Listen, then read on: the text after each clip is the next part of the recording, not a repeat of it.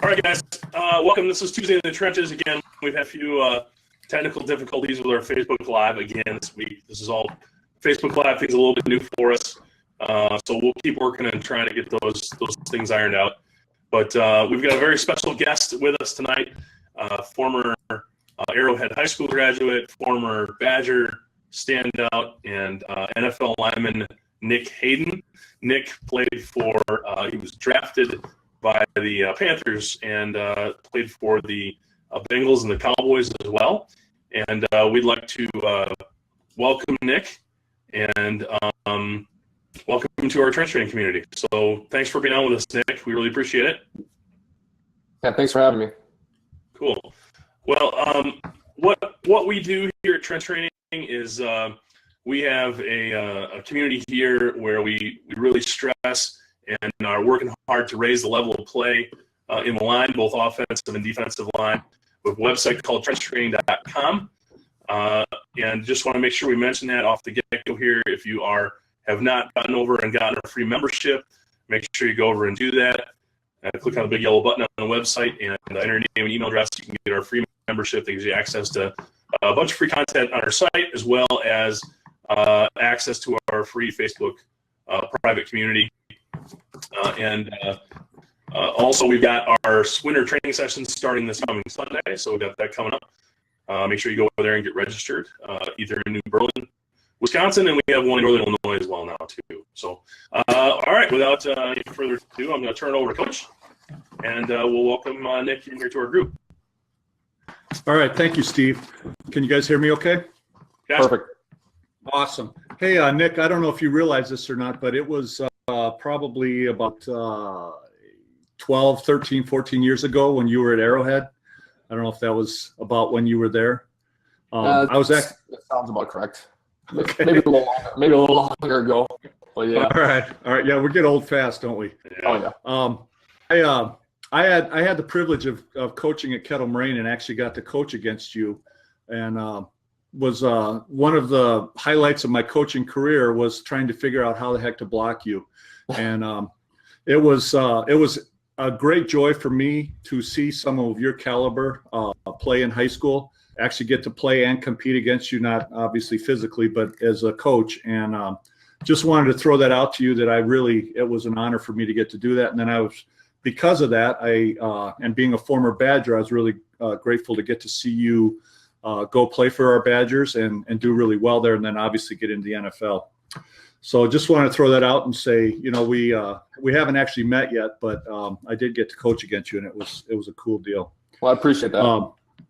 You bet. So what I wanted to ask you, Nick, is what we're doing in trench training is doing a couple things. We're trying to train young players, 5th through 12th grade players, how to get the techniques that Steve and I both had when we were playing in college, and then I was in the NFL for a few years, and Steve had a cup of coffee in the NFL too, and so we at that level, and we learned a lot of things from the coaches. Now I'm quite a bit older than both of you guys and played quite a bit longer ago, but it's still amazing when I go to clinics, I still hear the O-line coaches and the D-line coaches coaching pretty much the same type of stuff that I was coached when I was playing.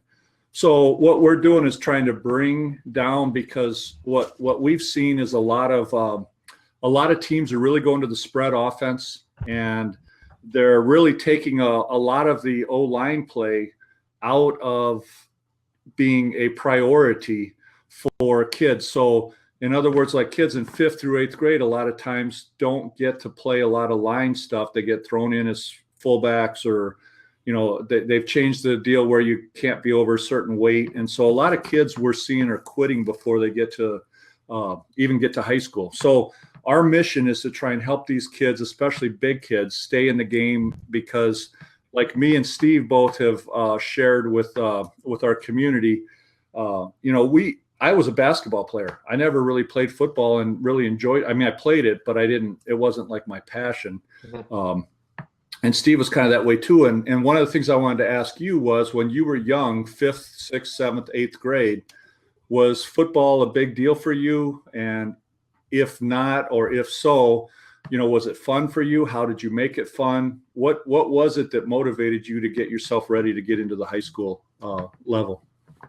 Well, I guess first off, my dad played football growing up, so we shared that same passion for the sport. He's the one that brought it to my attention. Like you, I love basketball. Basketball was my sport, all the way through high school. Loved it. I still love it today. I still love going to open gym, playing open gym. But for me, football, I just like going hitting someone. Growing up, I was, somewhat of a troublemaker. I had my fun. Like to fool around here and there, but I knew if we're going on the football field, I could hit someone. I enjoyed doing that, and a couple of my good friends were playing football, and it was good camaraderie with with fellow schoolmates and everything else. So it's football is a contact sport. You either love it or you don't. It is physical.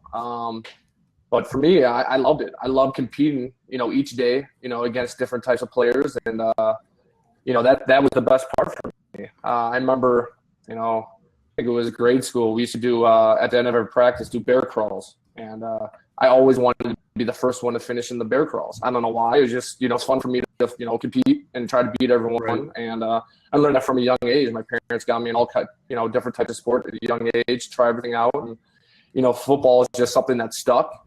I always thought I was going to be a basketball star, but, it just turned out that football was, was a sport for me. So, that's how I kind of stuck with it and, loved it ever since. That's awesome. And Steve and I do talk a lot about how we encourage kids to do multi-sports. That playing just one sport is not always the best way to get yourself ready for whichever sport it is that you're passionate about. And I believe, Steve, also you were pretty much passionate about basketball also, correct? Yeah, I was actually, baseball was probably my number one sport, but okay. But I loved basketball, loved football. And Nick, were you a real big kid growing up? I mean, were you one of the bigger kids in your class, or?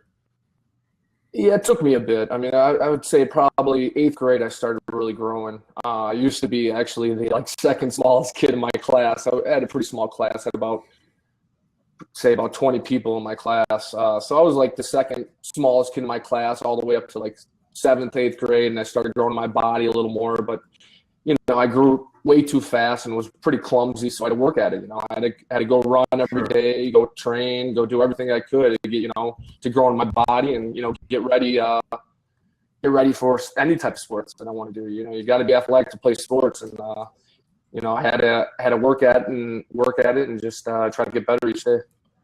Well, that's great because one of the things that that we see in a lot of the young big kids is that I see it in my 9-year-old who is, I think he's almost outgrown his development. He's almost 5'2", he's only 9, and he can't control anything. He's just elbows and knees flying everywhere, and not much athleticism. So it's good to hear from somebody that has played at the level you've played that a lot of players hit that awkward stage at some point. And right, and they have to figure it out.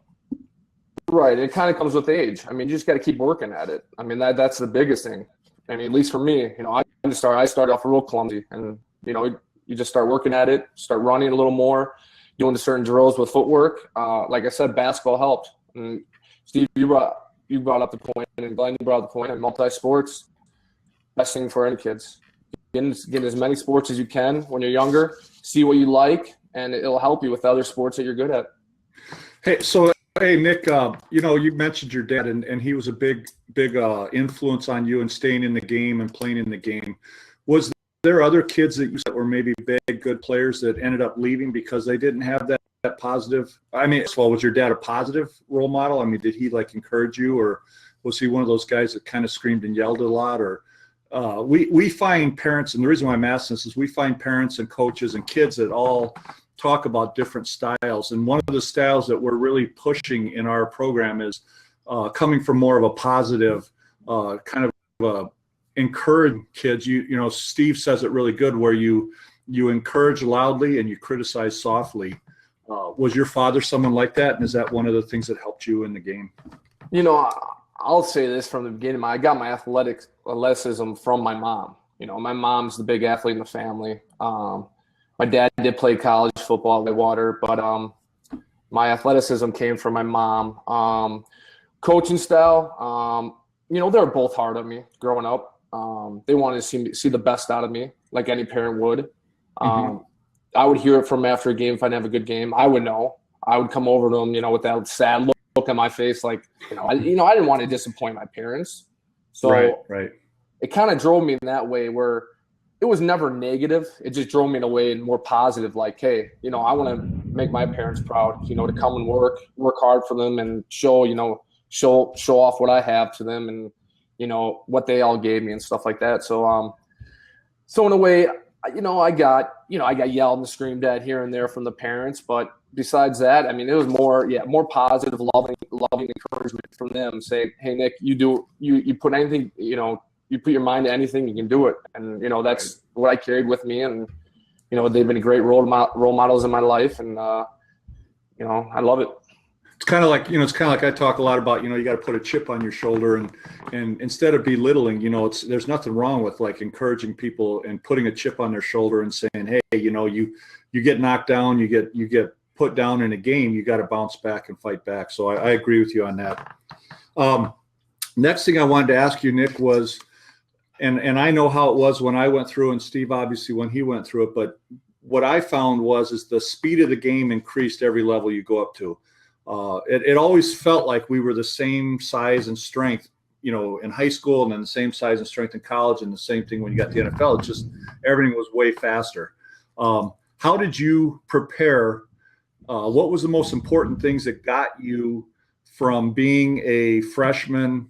And I don't know how, I didn't see whether you started right away as a freshman or whether you started, obviously most of us started on scout team and worked our way up, et cetera, et cetera. What were the things that you did in the off season and even in the seasons to try and help you increase the speed of your game? Footwork's the biggest thing. I think you don't have to do long distance. I think it's a lot of short distance, 10-yard, 10-yard increments, ladders, hoops. What else do we do? Hurdles, some big things like that. Shuttles. I think that's the biggest thing is the footwork. Speed of the game, you kind of catch up to it. I think that comes with experience. I think once you get a feel for it, it's a lot easier. And, it's hard. For me in the NFL, my first couple of years, if I didn't get any much playing time, it's hard for you to adjust to, to the speed. Some guys are crazy athletic where it doesn't matter. But, for me, I was more of a try hard, technique sound type of guy where, the more I played, the easier it got for me. So off-season workouts, I had trainers I worked out with. I started working out at a young age. Around 5, I started lifting weights in the weight room and just trying to get better each day. And that's, something I can just stress to everyone. If you're going to do anything, just work. I mean, that's, the number one thing. I mean, if you don't put the work in, you're not going to get any better. And, some of these kids today, they think everything's going to be handed to them, and they don't think they need to put in the work, but it's what you got to do. It's not easy. It's never going to be easy. But if you want to get to a certain level, that's what you got to do. Yeah, I agree with you 100% on that. And I think one of the things we're trying to teach our kids is, not only do you work hard in obviously the preseason and during the season, but you got to do it in the off season. Yep. It's a year round getting your body ready for the rigors of, in high school, it's only like 9 to 12 games, and college it's 12 to 13 games, and then the NFL it's 16 to 20. So it's not a whole lot of games, but you're spending the whole entire year getting your body, your mind, and everything ready. So it's good to hear, and that's one of the things that Steve and I have tried to do is find other guys that have played that are able to tell these young guys, hey, there's nobody that just waltzes up into the NFL. Every single one that gets there has worked their butt off. And there's just no other way around it. So that's good to hear from you. The next thing, Nick, and I think I saw that you have a daughter. Is that correct? That's correct. Okay, so you don't have a son, and I had 2 daughters, and unlike Steve, I never did have a son. And originally, I was happy that I didn't have a son because I never had to make the decision of whether or not he would play football. Okay. there was a lot of discussion. I'm in the the NFL lawsuit for the head stuff, and I got really concerned, saying we need to really change the game, change things, and kind of was like I would never let my kids play. But now that I've seen the research and I've listened to what the whole lawyers and lawsuits and the research and everything they're doing, I've changed my direction. And if I did have a son, I would actually encourage him to play, because the game has gotten better. As far as when I played, we used to have the actual smelling salts, and you'd get a number of dingers every single practice, and in the games you'd get a few of them, and nowadays there's not near the severity of hitting, and it's more about the repetitive concussions as opposed to having a couple of them, and there is some research out there that's showing that number 4 for head trauma in sports is football. Number 3 is hockey. Number 2 is soccer. And number 1, believe it or not, is riding a bicycle. So a lot of what we're talking to the kids and the parents is that the game is not as dangerous as people are making it out to be at the high school level. Now, when you go through college and then you get in the NFL, obviously, the hits are much harder and increase. And like, oh shoot, I'm forgetting his name. Who was the Badger that just left after a couple of years? The linebacker. Oh yeah, Borland. Borland. And some guys are choosing to get out of the game, that's fine. I mean, I think that's great. But what I wanted to ask you is how do you feel about the safety of the game? I believe you guys are only allowed to have 11 padded practices a year or something like that. Is that true? Or yeah, I think it's like 11 to 13 for the season. You can have one per week for 11 weeks, 11, 13 weeks. Okay, so it's totally different than when I played, where we had like 15 padded full go practices in the first 2 weeks, and then we hit. There was 2 days a week that we hit full out, full go. So it has reduced that way. But in your opinion, playing the game, being a guy that just has been playing, and you had a son, how comfortable do you feel about him playing the game today? 100%. If he wanted to, I'd let him. Wouldn't think twice about it. Excellent. And the way I look at it, injuries are going to happen. Stuff's going to happen, but you can't prevent any of that. You can't be thinking about that stuff happening. A lot of it is, I think a lot of the NFL has cleaned up a lot of the stuff, and that's helped a lot. And dialing back the practices, the padded practices have helped a lot. I've gone through the 2-a-days. I've been through all that too, and it was rough. The practices have gotten a little easier, which is great on the body, the head. But as far as the head contact, I don't think you can take that out of the game. If it's going to happen, it's going to happen. But it's the price you pay for playing at such a high level and competing the game of football. I think that's just how you got to look at it. I think they brought more attention to it. So if it did happen, coaches get notified and they take you out of the game and they do tests and stuff like that, which is great, because before, if you had a concussion, they wouldn't care. They would just be like, "Oh, you're fine." They send you right back out there. So, or they call you a wimp or whatever. Right. And I think one of the things that I like to tell kids and parents all the time is, listen, if you got a son who's very hesitant about playing the game, then you pay attention to that. That maybe it's not a game for him. But if you got a kid who really, like you and probably Steve and I, where we just were like, I didn't care whether. I figured I'd only live to 30. When I turned 30, I'm like, now what? Right. I thought I'd be dead by 30. So what am I going to do now? But some of us and some people have that kind of attitude, and to try and stop them and prevent them from playing a game like football, I think is a shame. And I really like to try and talk to the moms about the fact that majority of the severe head and trauma isn't happening in high school. It's happening beyond, like, the Mike Webster story. I mean, I knew Mike, that guy played 17 years in the NFL, and, they said he had like 3,000 possible concussions or something like that. So, that obviously he's going to have some head issues, but most kids coming out of high school, maybe, and I don't know if you remember in your high school days, but I maybe remember a couple times where I saw stars. I mean, we didn't really hit that hard in high school. I've had one concussion my whole life, so I've been fortunate. Yeah. I mean, I've banged heads with people and stuff like that. It's like, whoa, but it's not like concussion worthy, though. Correct. So good. So I'm glad to hear that you're on the same page with that, and it's good hearing a guy coming, that's in the NFL right now, able to say the same thing that I kind of. And I tell people, if by 50, my brain is fried, well, I'm not going to say, oh, I wish I would have taken it back. I've had some of the best experiences in my life playing football. Exactly. So yeah. Love Good. it. All right, the last thing that I have, and then I think we're about gone on our 30 minutes, right, Steve? Yeah, pretty close. Okay. So one of the big topics that is brought up a lot is in how to transition, and we're trying to help kids. Okay, obviously you transition from your youth football into your freshman and sophomore football, then you transition to high school to college to the NFL, and then once you're in the NFL, then you transition out and.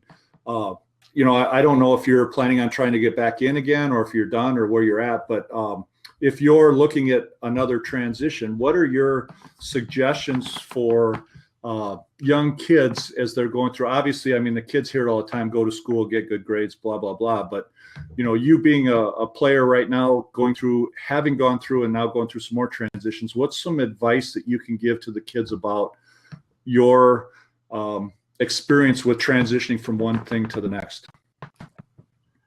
It's never easy. The whole time in the NFL, it's been an up and down journey for me with a couple injuries, being out the NFL for a year, getting back in. Right now, I'm still undecided. I kind of will decide after the season what I want to do. But transition's tough. I think you just got to face on and just go with the flow. It's never easy. It's never easy facing adversity, but, as football players, we face it, our whole life. There's always going to be ups and downs, and, you just got to stay confident, stay focused, and just, kind of just go with the flow. Just have fun. Don't stress out about it. And just put the work in. Just like football, everything, requires work. So, if you don't want to work for something, then obviously you're not going to get it. So that's, basically what I got to say to those kids. That's awesome. And that's kind of what we try to say too, is that, one of the greatest things about the game of football, and we just saw Paul Christ I'm not sure if Paul was with you then, but Paul actually played when I played, and awesome guy. And he talks a lot about how the game of football prepares you for life, and I think, and I believe it full-heartedly, that the guys that go through football have a much easier time transitioning in life, because football is there is so much adversity and so much difficulties in transitioning actually in the game, that it prepares you for life. Yep, I agree. Yeah. So, Nick, I mean, this has been awesome. We could probably talk for about an hour or two about all kinds of different things. One thing that maybe you thought of talking to the kids about, or maybe an experience you have, something that you want to end with, I'll turn the floor over to you, and just, if you have anything, if not, that's fine. We can go on to the next thing, but I wanted to let you have a little moment to say something if you had anything on your mind. I basically, just for the kids out there, like I said, nothing's going to be handed to you on a silver platter. I hear a lot of kids these days are getting ribbons for just participating. I never had that. I'm sure you guys never had that growing up. Just work hard. No. Don't think you ever deserved anything you ever gotten. Just work hard at it. Like I said, I've had to work hard my whole life. I was never the most athletic kid, but you know what? I knew I was going to outwork anyone on that field, anytime. Right. And then I got to say, one of my favorite quotes would be, make each day your masterpiece. And I look at that saying, each day is going to be a different day, but it's what you put in those days. Each of those days is going to make each day different. Just come to work each day. It might not be good one day, but, come to work the next day and make it even better. That's all you can do, is just look up from there and just keep going at it. That's awesome, Nick. I really, really appreciate you taking the time out of your schedule. All you guys that are watching right now, I don't know, Steve, are we going to be able to do a Q&A in the Facebook, or is that? We can do a Q&A here if we have. I've thrown it out on the Facebook on our page. Let me just see if I have any questions very quick. But, I had gotten a couple from people earlier. Here's one that we got one of our little guys. I think what grade's DJ in, Steve? DJ's a fourth grader. Awesome kid. He wanted to ask you, Nick, if you played any, what you already said, that you played other sports. And he said, what and how old were you when you started tackle football? I think it was in 6th grade. And I don't know. I think they start earlier now, but I think that was the first year I started playing football, was 6th grade, tackle football. That was the same for me, too. I remember that 6th grade, putting those pads on the first time. That was quite an experience. When I was in Texas, I think they start now at 2nd grade, I'd like to say. Yeah. And I was living in Texas. They started over there. Yeah, well, Illinois starts in 3rd. Wow. Yeah, because DJ started when he was in 3rd grade. They're down in Illinois, so yeah, they start early. That's early. What was this is one of the questions I got earlier, Nick. What was your favorite thing about going to Madison? Oh, 100 things, obviously. Just the atmosphere. I still go back to games today. Actually, I went back to the Minnesota game this last weekend. The atmosphere is just unreal. You can't beat it. The fans, the people around there, just everyone's so genuine, so nice. The fun we had. They'd save that for another time. Yeah, exactly. Yeah. Just all the teammates. I mean, just playing with a bunch of group of guys that, that wanted to win. The winning tradition there. I think I was the winningest class when I left, so that was one great thing about it. It's just an unreal experience in Madison. I was a Michigan fan growing up, and I was actually took my first official recruiting visit to Michigan. Was all set and going there, and as soon as I took my official visit to Madison, I was sold. I signed the next day. All changed. Yeah. I told them, I told my parents, I want to go to Madison. It was awesome. That's cool. What? Here's another one. Who was your favorite player growing up? Oh, that's Brett Favre. Easy. Nice. Huge Favre fan. Same here. Cool. That's I think that's got to be number one in Wisconsin. I'll give you a reason why I liked him is just the passion he played with the game. You're never going to see another guy play with the passion he played with. If getting excited after a touchdown, slapping a ref's butt. I mean, fist pumping it. You just never see any players kind of doing that now. And he was one of the best at it. I mean, he created stuff out of nothing.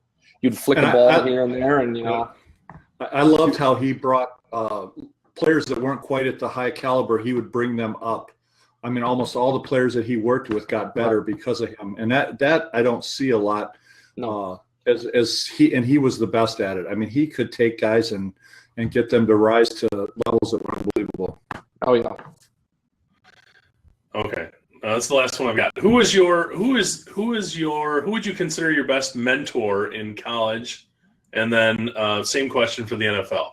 Did you have any mentors, guys that you looked up to, guys that helped you out? Yeah, my mentor would have been Jason Palermo. He was a D-line coach at Wisconsin. He honestly taught me everything I knew, mostly going into college. Taught me how to play with great technique. Taught me what it takes to be a good football player.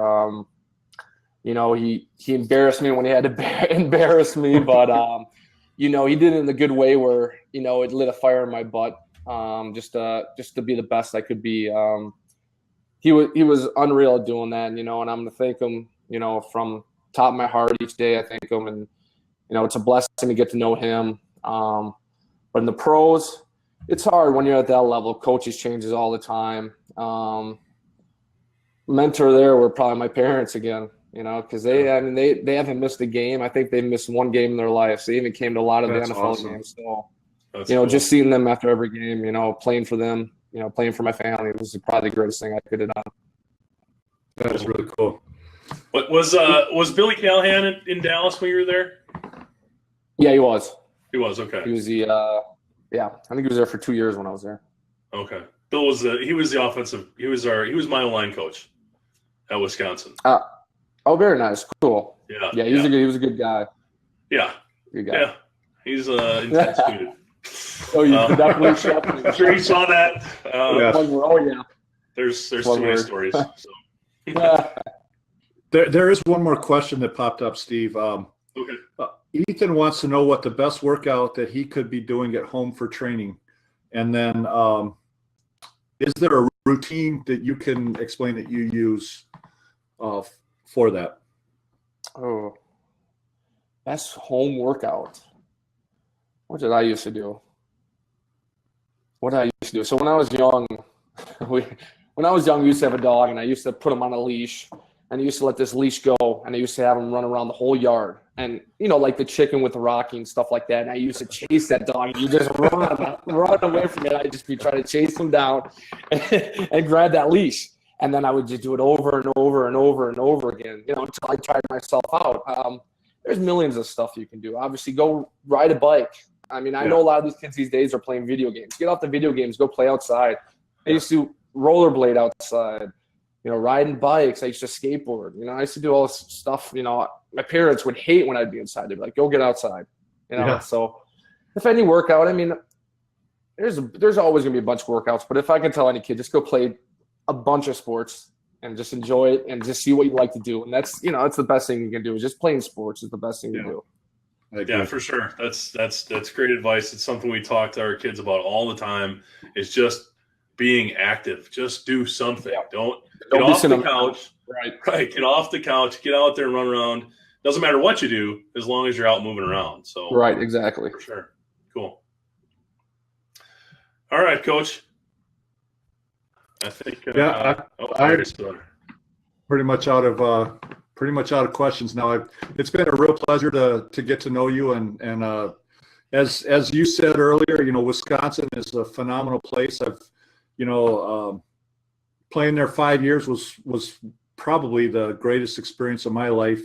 Playing in the NFL, I had a lot of injuries as well, and it really was a struggle, and it wasn't a lot of fun like it was in college. But the cool thing is the experience at Madison brings guys like you and other guys that, even 30 years later, I still hang out with them and see them, and it's just a great atmosphere to go back. So really appreciate your love for the game.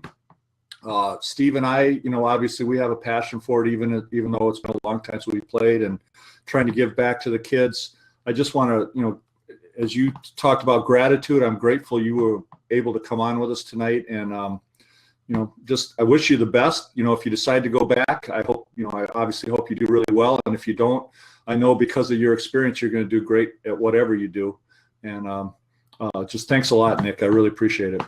Hey, guys, I appreciate that. Thank you. Yeah, thanks, Nick. All right, guys. Well, that's it for Tuesday in the Trenches this week. Again, thanks to Nick, Coach. And we'll be back next week with our Tuesday in the Trenches. Again, it'll be at 8 p.m. next week. And we'll see you guys all in the trenches. So play big.